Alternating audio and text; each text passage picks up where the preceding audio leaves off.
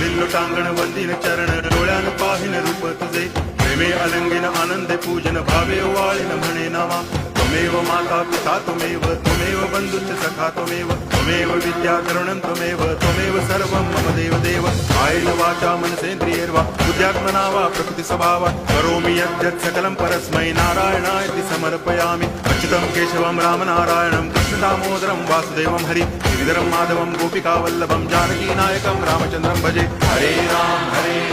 Ram Ram Hare Hare Hare Krishna